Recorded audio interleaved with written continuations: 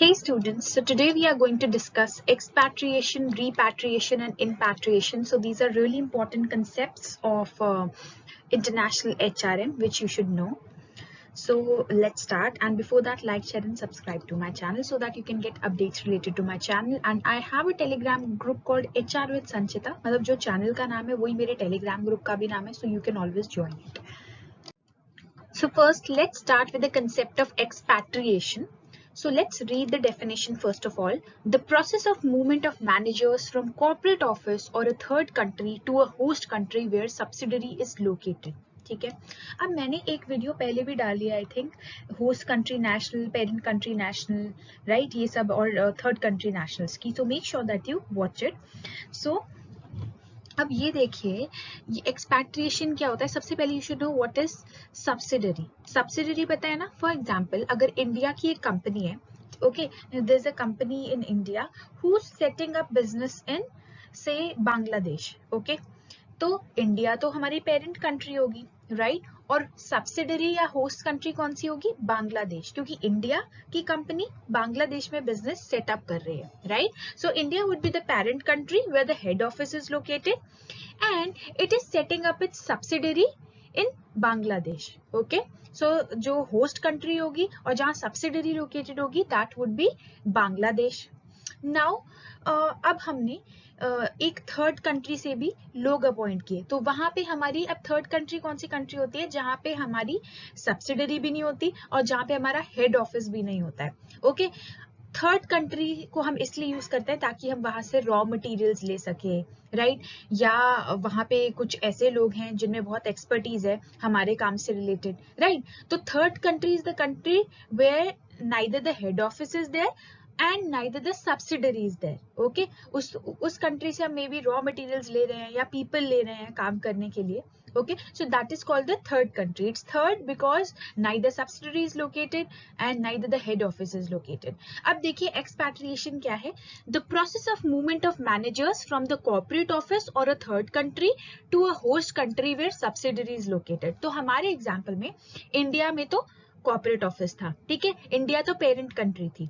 तो एक्सपैट्रिएशन क्या होगा कि इंडिया से लोग जा रहे हैं बांग्लादेश में जहां पे हमने सब्सिडरी सेटअप की है, तो उसे हम एक्सपैट्रिएशन कहते हैं, ओके. और the process of movement of managers from corporate office or a third country to a subsidiary. अब देखो, थर्ड फॉर एग्जांपल, मुझे इंडिया में उतने अच्छे लोग नहीं मिले तो मैंने अमेरिका से लोगों को बुला लिया, ठीक है, कि आप आइए अब बांग्लादेश चले जाइए, तो वो भी एक्सपैट्रिएशन होगा क्योंकि मैं एक थर्ड कंट्री के पास गई जहां पे ना मेरा हेड ऑफिस है ना जहां मेरी सब्सिडरी है, बट वहां पे बहुत अच्छे लोग अवेलेबल है मेरा वाला काम करने के लिए. तो वहां से भी अगर कोई सब्सिडरी में जाता है that is called expatriation, okay. So expatriation क्या होता है? That people are moving to the subsidiary, ठीक है, और to the host country, okay, from where? From the corporate office or from a third country, okay, and corporate office is parent country. I hope it is clear. For example, अगर हमारा India से, that is parent country, यहाँ पे हमारा corporate office है, यहाँ से लोग बांग्लादेश में गए जहाँ पे हमारी सब्सिडरी है, दैट इज एक्सपैट्रिएशन. अब एक थर्ड कंट्री थी अमेरिका, ठीक है, जहाँ पे मेरे काम करने के लिए स्किल्स अवेलेबल हैं लोगों में, तो मैंने अगर अमेरिका से भी बांग्लादेश भेजा, so that would also be called expatriation. I hope it is clear. Great if it is. Now let's see what is impatriation, okay. So impatriation is the movement of managers from a subsidiary to its parent office and is the process of identifying a potential candidate in host country and moving him to the parent country. Impatriation is also known as reverse diffusion. अब आप देख रहे हैं पिछले वाले जो हमने पढ़ा एक्सपैट्रिएशन, वहां पे क्या हो रहा था? एक्सपैट्रिएशन में आप पेरेंट कंट्री से, हेडक्वार्टर से कहाँ जा रहे थे? आप सब्सिडरी में जा रहे थे, right. You are going to the subsidiary. From parent you are going to the host country or from a third country you are going to a host country. अब होस्ट कंट्री आपको पता है subsidiary, ठीक है, वहां पे आप subsidiary में जा रहे थे. Now here what is happening? Here something reverse is happening. That is why in the second line you can see that it is also known as reverse diffusion. So impatriation is the movement of managers from a subsidiary to its parent office and is the process of identifying a potential candidate in the host country and moving him to a parent country. अब हमारे case में हमारा subsidiary या host country क्या था? It was Bangladesh. Okay, and India was our parent country.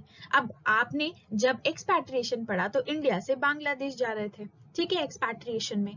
Now if you talk about inpatriation, now here ऐसा भी हो सकता है कि आपको बांग्लादेश में कुछ बहुत अच्छे लोग मिल जाएं या कोई एक बहुत अच्छा पोटेंशियल कैंडिडेट मिल जाए जो कि हमारे पेरेंट कंट्री में जाके काफी बेनिफिट दे सकता है, काफी काम कर सकता है, राइट, या काफी नई चीजें इंट्रोड्यूस कर सकता है. Okay, so you can find someone in Bangladesh also, right. So Bangladesh is a subsidiary, right? And if you talk about India, so that is a parent country, right? So here what you've done is you have identified a potential candidate in Bangladesh, okay, and then from Bangladesh is the subsidiary, or you can call it the host country. You've identified a potential candidate in Bangladesh and then you have send him or her to India. So this is something opposite that is happening, ठीक है, ये reverse हो रहा है, right, कि आपको host country में या सब्सिडरी में कोई बंदा पसंद आ गया है and then you are sending him or her to the parent country. Okay, so inpatriation is the movement of managers from a subsidiary to its parent office and is the process of identifying a potential candidate in host country and moving him to a parent country. So you are moving the person from Bangladesh to a parent country. So that is inpatriation. Clear? Great. Then there's something called repatriation. Now सबसे पहले हमने expatriation पढ़ा, then हमने इनपैट्रिएशन पढ़ा, that was reverse diffusion. Now this is something repatriation. Repatriation कब होता है? जब आपका ओवरसीज असाइनमेंट टर्मिनेट हो जाता है, ठीक है. Now you have done the work जिसके लिए आपको बाहर भेजा गया था, ठीक है. So you have completed that work, so that is repatriation. और अगर आपने कंप्लीट भी नहीं किया है तो किसी भी रीजन से टर्मिनेट भी हो सकता है, ठीक है. कई बार हो सकता है कि आपकी फैमिली एडजस्ट नहीं कर पा रही है बाहर की कंट्री में, सो वो असाइनमेंट फिर टर्मिनेट हो जाता है और आपको वापस आपके कंट्री में भेज दिया जाता है. अब now let's read what is repatriation. Repatriation refers to the termination of overseas assignment, that is what I told you, and coming back to the home country और to the home subsidiary from where he or she was expatriated, ठीक है.